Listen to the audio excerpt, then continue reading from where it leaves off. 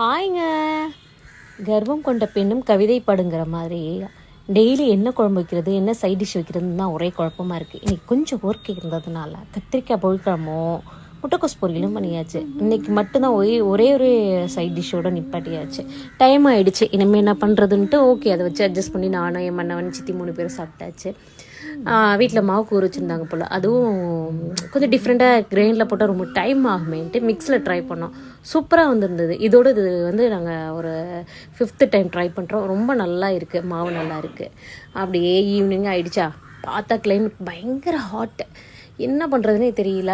இன்றைக்கி வேறு ஆடி 18, இதாவது போயிட்டு கோல்டாவது வெள்ளியாவது வாங்கலான்னு முடிவு பண்ணியிருந்தோம்.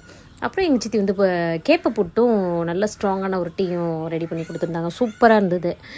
ஈவினிங்கில் இந்த மாதிரி சாப்பிட்றது யாருக்காவது பழக்கம் இருந்ததுன்னா எனக்கு சொல்லுங்கள், மெசேஜ் போடலுங்க.